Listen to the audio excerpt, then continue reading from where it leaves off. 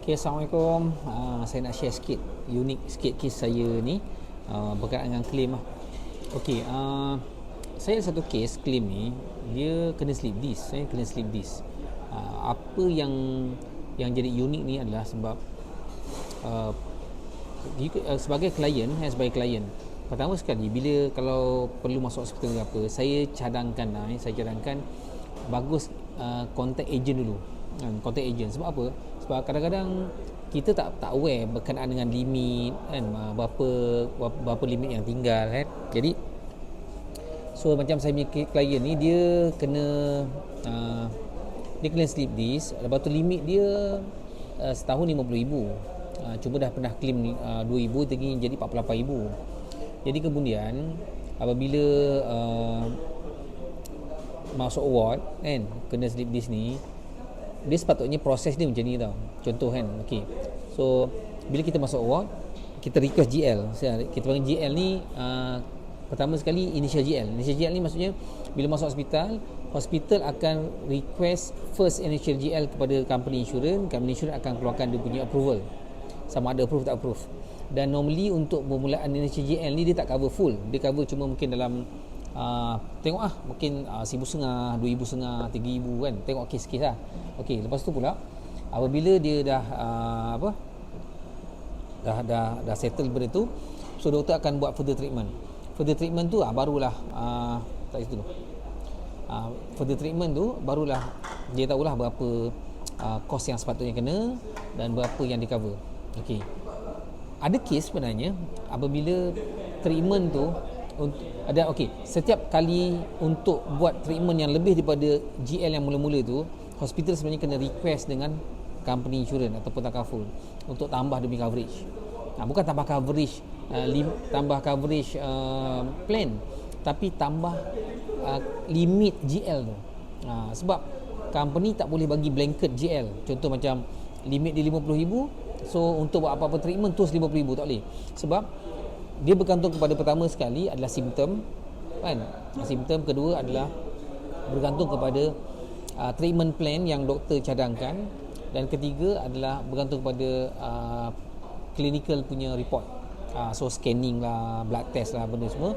So daripada situ pihak company insurance atau takaful akan review berapa sepatutnya coverage yang diperlukan kan, dan normally hospital akan bagi cadangan coverage, cadangan treatment kan. So daripada treatment plan tu, kita insurance company dah tahu dah berapa dia punya cost yang standard untuk hospital, untuk perawatan tu.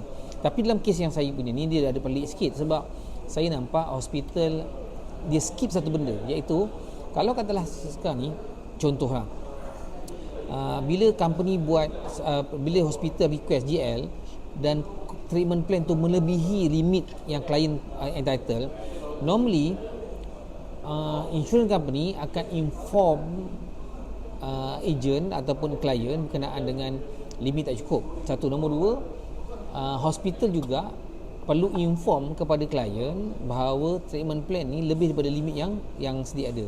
Tapi untuk kes yang saya punya klien ni, dia hospital pun tak inform klien. Hospital pun saya tak sure sebab benda tak habis lagi, masih lagi dalam proses investigation. Bagaimana dia communicate dengan insurance company bahawa limit treatment plan tu lebih daripada limit yang dibenarkan. Dan saya punya pengalaman sepanjang 20 tahun ni, normally kalau limit tu lebih daripada yang dibenarkan, insurance company akan call agent. Okey, dia kata, encik punya klien ni limit dia RM50,000, tapi hospital recommend buat treatment RM60,000. Jadi RM10,000 dia kena bayar sendiri. So adakah hospital, insurance company tak boleh terus bagi kita panggil GL sesenang hati. Maksudnya terus bagi je. Dia mesti ada condition. Maksudnya conditionnya adalah insurance company hanya cover RM50,000 saja. Yang RM10,000 lagi klien kena bayar, dan insurance company kena telefon klien beritahu, dan hospital pun kena beritahu klien bahawa yang RM10,000 tu dia kena bayar sendiri. Tapi untuk kes saya ni dia pelik sikit. Bila nak keluar tu barulah dapat tahu bahawa bil hospital tu lebih daripada limit. Jadi pihak hospital bila ditanya oleh klien kan, kenapa dia jadi lebih macam ni, so dia dengan terus contact cakap dengan klien tu, kata you patutnya call agent kan, agent patut tahu benda ni. Dan bila dia call saya bercakap lah, mana saya boleh tahu. Saya cakap sekarang ni kos rawatan semua everything ataupun treatment semua adalah daripada hospital. Mana boleh ejen tak tahu kecuali dia beritahu awal. So dalam kes ni saya tak tahu pun. So dalam sekarang ni dalam proses nak negotiate balik, bil sekarang ni dah 60,000, limit 50,000. So total kena bayar, yang saya dengar tadi kena top up dekat 18,000 hingga 20,000 lah. So sekarang ni tengah negotiate macam mana. So hati-hati berkenaan dengan proses ni. Jadi dapatkan consultation daripada ejen dulu berkenaan dengan proses macam ni. Dan kita kena pastikan whatever treatment mesti kena tanya doktor ataupun hospital berapa kos, anggaran kos. Lepas tu check dengan ejen berapa limit yang you ada. Barulah kita boleh senang nak urus. Kalau katalah hospital dah buat terus rawatan, tiba-tiba limit tak cukup, lepas tu klien nak marah-marah pun tak guna. Nak bahas ejen pun tak boleh, nak bahas company pun tak boleh, nak bahas hospital pun tak boleh. Jadi kesian. So ada lanjutan kisah daripada ni berkenaan dengan proses yang saya tak sertakan ni.